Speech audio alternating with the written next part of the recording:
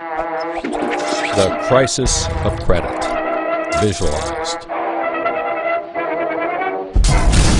What is the credit crisis? It's a worldwide financial fiasco involving terms you've probably heard like subprime mortgages, collateralized debt obligations, frozen credit markets, and credit default swaps. Who's affected? Everyone. How did it happen? Here's how. The credit crisis brings two groups of people together, homeowners and investors. Homeowners represent their mortgages, and investors represent their money. These mortgages represent houses, and this money represents large institutions like pension funds, insurance companies, sovereign funds, mutual funds, etc. These groups are brought together through the financial system, a bunch of banks and brokers commonly known as Wall Street. While it may not seem like it, these banks on Wall Street are closely connected to these houses on Main Street. To understand how, let's start at the beginning. Years ago, the investors are sitting on their pile of money, looking for a good investment to turn into more money.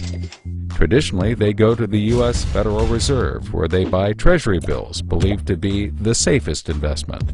But in the wake of the dot-com bust on September 11th, Federal Reserve Chairman Alan Greenspan lowers interest rates to only 1% to keep the economy strong.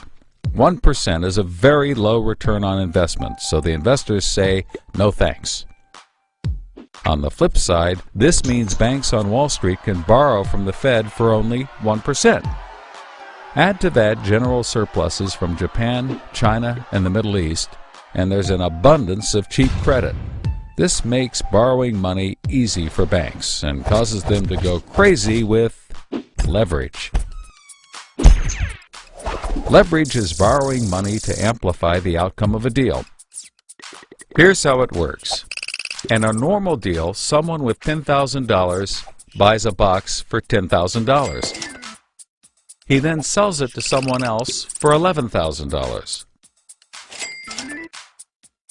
For a $1,000 profit, a good deal. But using leverage, someone with $10,000 would go borrow $990,000 more dollars, giving him $1 million in hand. Then he goes and buys 100 boxes with his $1 million and sells them to someone else for $1,100,000. Then he pays back his $990,000 plus $10,000 in interest. And after his initial $10,000, he's left with a $90,000 profit versus the other guy's $1,000. Leverage turns good deals into great deals. This is a major way banks make their money. So Wall Street takes out a ton of credit, makes great deals, and grows tremendously rich, and then pays it back. The investors see this and want a piece of the action, and this gives Wall Street an idea. They can connect the investors to the homeowners through mortgages. Here's how it works.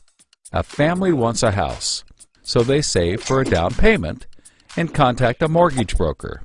The mortgage broker connects the family to a lender who gives them a mortgage. The broker makes a nice commission. The family buys a house and becomes homeowners. This is great for them because housing prices have been rising practically forever. Everything works out nicely. One day, the lender gets a call from an investment banker who wants to buy the mortgage. The lender sells it to him for a very nice fee. The investment banker then borrows millions of dollars and buys thousands more mortgages and puts them into a nice little box.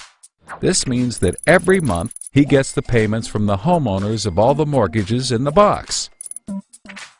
Then he sicks his banker wizards on it to work their financial magic, which is basically cutting it into 3 slices: safe, okay, and risky. They pack the slices back up in the box and call it a collateralized debt obligation, or CDO. A CDO works like 3 cascading trays. As money comes in, the top tray fills first, then spills over into the middle, and whatever is left into the bottom. The money comes from homeowners paying off their mortgages. If some owners don't pay and default on their mortgage, less money comes in and the bottom tray may not get filled. This makes the bottom tray riskier and the top tray safer. To compensate for the higher risk, the bottom tray receives a higher rate of return, while the top receives a lower, but still nice return. To make the top even safer, banks will insure it for a small fee called a credit default swap. The banks do all of this work so that credit rating agencies will stamp the top slice as a safe, AAA rated investment, the highest, safest rating there is. The OK slice is BBB, still pretty good, and they don't bother to rate the risky slice. Because of the AAA rating, the investment banker can sell the safe slice to the investors who only want safe investments. He sells the OK slice to other bankers, and the risky slices to hedge funds and other risk takers. The investment banker makes millions.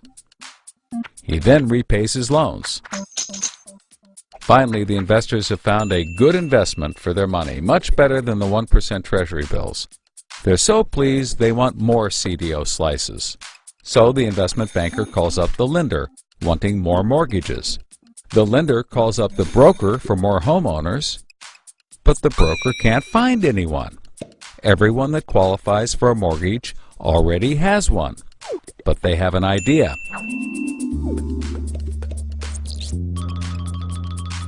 When homeowners default on their mortgage, the lender gets the house, and houses are always increasing in value. Since they're covered if the homeowners default, lenders can start adding risk to new mortgages, not requiring down payments, no proof of income, no documents at all. And that's exactly what they did.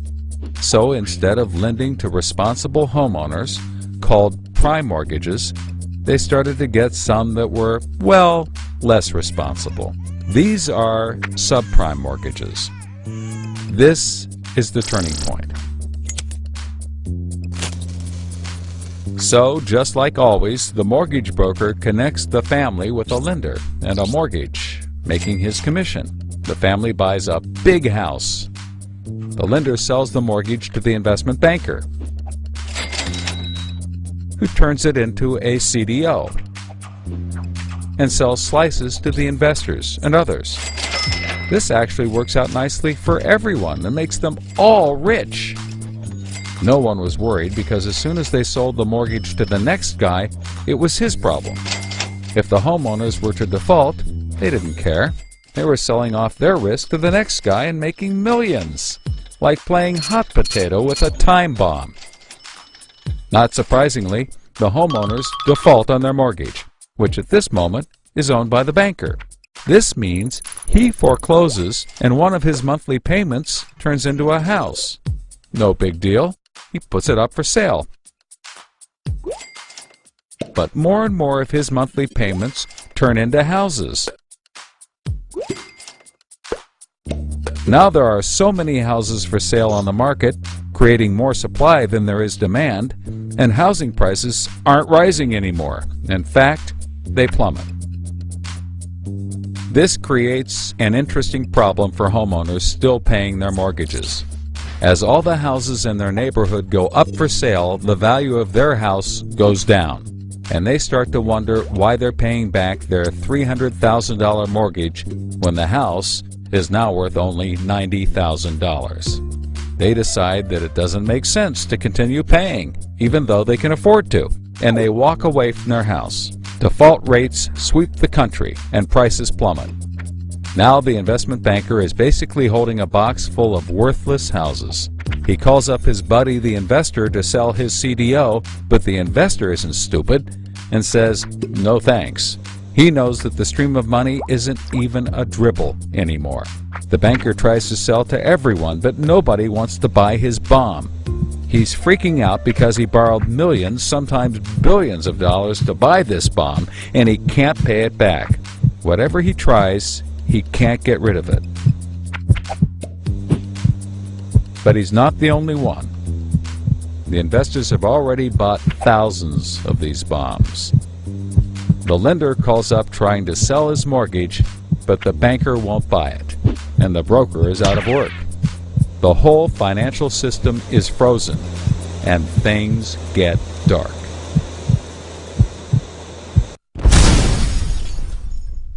Everybody starts going bankrupt. But that's not all. The investor calls up the homeowner and tells him that his investments are worthless. And you can begin to see how the crisis flows in a cycle. Welcome to the crisis of credit.